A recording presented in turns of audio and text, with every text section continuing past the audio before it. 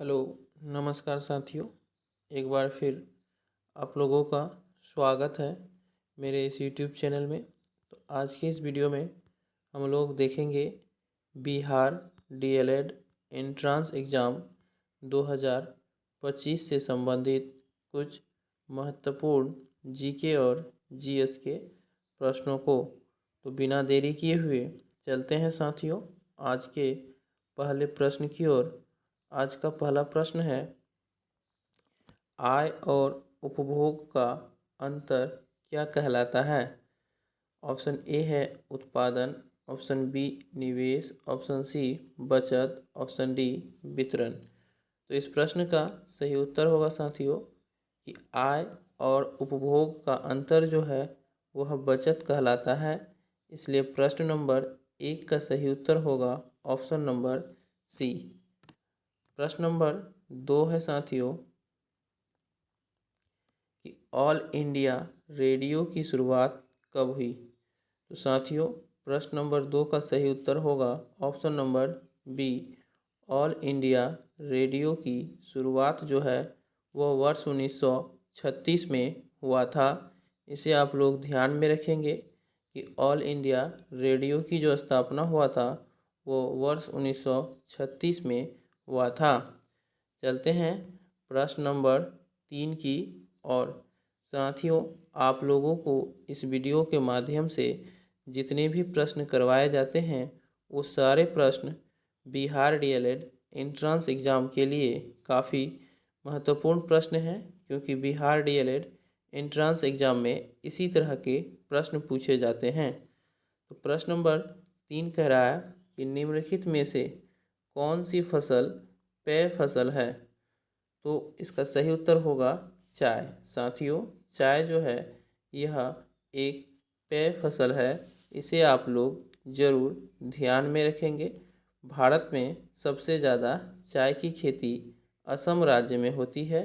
इसे आप लोग ज़रूर याद रखेंगे साथियों कि चाय की फसल जो है यह एक पेय फसल है और भारत में चाय की खेती सबसे ज़्यादा असम में होती है। चलते हैं प्रश्न नंबर 4 की ओर। प्रश्न नंबर 4 है साथियों, प्रश्न नंबर 4 कह रहा है कि पटना उच्च न्यायालय की स्थापना कब हुआ था? तो इसका सही उत्तर होगा वर्ष 1916 में।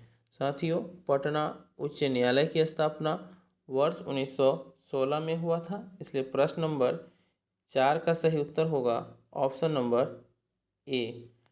भारत में उच्च न्यायालयों की संख्या साथियों अभी 25 है। इसे भी आप लोग याद रखेंगे कि भारत में उच्च न्यायालयों की संख्या 25 है और पटना उच्च न्यायालय की स्थापना वर्ष 1916 में हुआ था।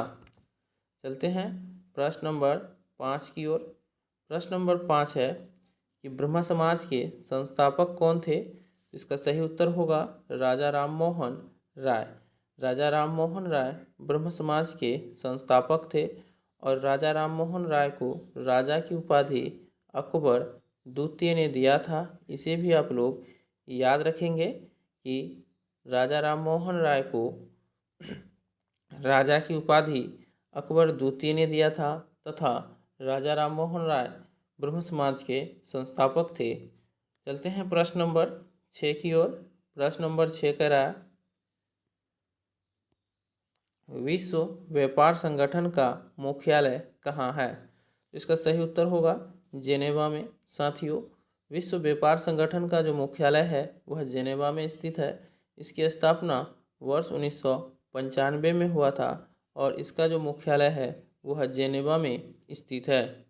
प्रश्न नंबर 7 कह रहा है, विश्व स्वास्थ्य संगठन का मुख्यालय कहाँ है? तो इसका भी उत्तर होगा जेनेवा।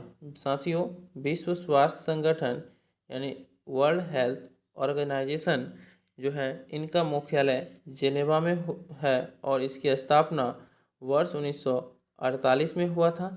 साथियों आप लोग विश्व की कुछ संस्थाओं को जरूर याद रखेंगे तथा उसकी स्थापना और मुख्यालय को तो आप लोगों को एकदम याद रखना ही होगा, क्योंकि यहाँ से 1 या 2 प्रश्न जरूर पूछे जाते हैं। हमारा अगला प्रश्न है प्रश्न नंबर 8। प्रश्न नंबर 8 कह रहा है कि विश्व में तिलहन का सबसे बड़ा उत्पादक देश है। ऑप्शन ए है चीन, बी नेपाल, सी भारत, डी अमेरिका। तो इसका सही उत्तर जो होगा वह होगा कि विश्व में तिलहन का सबसे बड़ा उत्पादक देश भारत है। इसे आप लोग ध्यान में रखेंगे कि विश्व में सबसे बड़ा तिलहन का उत्पादक देश जो है वह भारत है। भारत की राजधानी नई दिल्ली है, जो वर्ष 1912 में बना था। इसे आप लोग जरूर याद रखेंगे। हमारा अगला प्रश्न है प्रश्न नंबर 9। प्रश्न नंबर 9 कह रहा है निम्नलिखित में से कौन खरीफ फसलों का उदाहरण है। तो इसका सही उत्तर होगा धान। साथियों, धान जो है यह खरीफ फसल है। चना, गेहूँ और मटर जो है ये तीनों रबी फसल है। इसे भी आप लोग याद रखेंगे कि चना, गेहूँ, मटर रबी फसल है और धान खरीफ फसल है। प्रश्न नंबर 10 है साथियों, यहाँ आपसे पूछ रहा है कि निम्नलिखित में से किस फसल की खेती भारत में सर्वाधिक क्षेत्रफल में होता है। यानी यहाँ आपसे पूछ रहा है कि भारत में सबसे ज़्यादा कौन सी खेती की जाती है। ऑप्शन ए है गेहूँ, बी है धान, सी है कपास, डी है गन्ना। तो इस प्रश्न का सही उत्तर होगा साथियों कि भारत में सर्वाधिक मात्रा में जो क्षेत्रफल में जो खेती होती है वह धान की खेती होती है। इसलिए 10 नंबर प्रश्न का सही उत्तर होगा ऑप्शन नंबर बी। प्रश्न नंबर 11 है साथियों, यहाँ आपसे पूछ रहा है कि राष्ट्रीय चावल अनुसंधान संस्थान कहाँ है। इसका सही उत्तर होगा कटक में। साथियों, राष्ट्रीय चावल अनुसंधान संस्थान कटक में है। 11 नंबर प्रश्न का सही उत्तर होगा ऑप्शन नंबर सी। कटक जो है साथियों यह उड़ीसा राज्य में स्थित है। इसे भी आप लोग ध्यान में रखेंगे। उड़ीसा की राजधानी भुवनेश्वर है। ये भी आप लोग साथियों याद रखें। प्रश्न नंबर 12 है कि भारत में पक्की सड़कों की लंबाई की दृष्टि से प्रथम स्थान किस राज्य का है। इसका सही उत्तर होगा महाराष्ट्र का। भारत में पक्की सड़कों की लंबाई की दृष्टि से भारत में प्रथम स्थान जो है वह महाराष्ट्र राज्य का है, क्योंकि महाराष्ट्र राज्य में सबसे ज़्यादा पक्की सड़कें हैं। साथियों, राजस्थान की राजधानी जयपुर है, महाराष्ट्र का मुंबई, उत्तर प्रदेश का लखनऊ और बिहार का पटना है। राजधानी भी आप लोग याद रखेंगे। भारत में राज्यों की संख्या 28 और केंद्र शासित प्रदेशों की संख्या 8 है। ये भी ध्यान दें। प्रश्न नंबर 13 है। प्रश्न नंबर 13 कह रहा है कि 2011 के जनगणना के अनुसार ग्रामीण जनसंख्या का सर्वाधिक प्रतिशत किस राज्य में है। बिहार, राजस्थान, उत्तर प्रदेश, हिमाचल प्रदेश।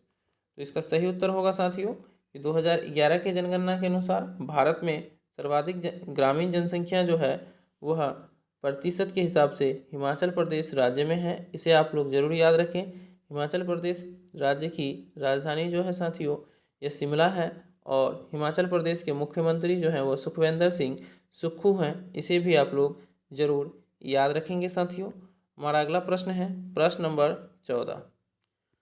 प्रश्न नंबर 14 कह रहा है कि आसवान बांध किस नदी पर है। इसका सही उत्तर होगा गोदावरी। ऑप्शन नंबर सी इसका सही उत्तर होगा कि आसवान बांध जो है साथियों वह गोदावरी नदी पर स्थित है। प्रश्न नंबर 15 है कि दक्षिण अमेरिका की सबसे लंबी नदी है। इसका सही उत्तर होगा अमेजन नदी। दक्षिण अमेरिका महाद्वीप की सबसे लंबी नदी जो है वह अमेजन नदी है। इसे आप लोग याद रखेंगे। इस प्रश्न का सही उत्तर ऑप्शन नंबर बी होगा। विश्व की सबसे लंबी नदी नील नदी है। इसे भी आप लोग याद रखें साथियों। भारत की सबसे लंबी नदी गंगा नदी है, जिसकी लंबाई 2525 किलोमीटर है। तो ध्यान रखें साथियों कि दक्षिण अमेरिका की सबसे लंबी नदी अमेजन, विश्व की सबसे लंबी नदी नील, भारत की सबसे लंबी नदी गंगा। इसे आप लोग जरूर याद रखेंगे। हमारा अगला प्रश्न है साथियों प्रश्न नंबर 16। प्रश्न नंबर 16 कह रहा है कि गेहूँ किस जलवायु की फसल है। तो इसका सही उत्तर होगा शीतोष्ण। गेहूँ जो है साथियों यह शीतोष्ण जलवायु की फसल है। 16 नंबर प्रश्न का सही उत्तर होगा ऑप्शन नंबर सी। चलते हैं प्रश्न नंबर 17 की ओर। प्रश्न नंबर 17 कह रहा है कि पृथ्वी की सतह का लगभग कितना हिस्सा जल से घिरा हुआ है? इसका सही उत्तर होगा 3/4। पृथ्वी की सतह का लगभग 3/4 हिस्सा जो है साथियों वह जल से घिरा हुआ है, यानी पृथ्वी का 71% भाग जल से घिरा हुआ है। ये भी आप लोग जरूर याद रखेंगे। पृथ्वी साथियों एक ग्रह है, अत्यधिक जल होने के कारण इसे नीला ग्रह भी कहा जाता है। प्रश्न नंबर 18 है, मानचित्र में भूरा रंग द्वारा किस भाग को दिखाया जाता है? इसका सही उत्तर होगा साथियों कि मानचित्र में भूरा रंग द्वारा पर्वतों को दिखाया जाता है, नीला रंग द्वारा जल को दिखाया जाता है। ये भी आप लोग जरूर याद रखेंगे साथियों। तो 18 नंबर प्रश्न का सही उत्तर होगा ऑप्शन नंबर ए पर्वत। चलते हैं प्रश्न नंबर 19 की ओर। प्रश्न नंबर 19 कह रहा है कि धुएं और कोहरे का सम्मिलित रूप क्या कहलाता है? वर्षा, ओस, धुंध या इनमें से कोई नहीं। तो साथियों धुएं और कोहरे का जो सम्मिलित रूप है वह धुंध कहलाती है। इसलिए ऑप्शन नंबर 19 जो है प्रश्न नंबर इसका सही उत्तर होगा ऑप्शन नंबर सी कि धुएं और कोहरे का सम्मिलित रूप धुंध कहलाती है। चलते हैं प्रश्न नंबर 20 की ओर। प्रश्न नंबर 20 कह रहा है कि इब्न बतूता किस सदी में भारत आया था? तो इसका सही उत्तर होगा 14वीं सदी में। साथियों इब्न बतूता जो था वह भारत 14वीं सदी में आया था। इब्न बतूता मोरक्को का था, इसे भी आप लोग ध्यान में रखेंगे। इब्न बतूता रेहला नामक पुस्तक लिखा था, इसे भी आप लोगों को जरूर याद रखना है साथियों, क्योंकि यहाँ से जरूर आपको हिस्ट्री में प्रश्न देखने को मिलेंगे। तो धन्यवाद साथियों, फिर मिलते हैं अगले वीडियो में। तब तक के लिए जय हिंद।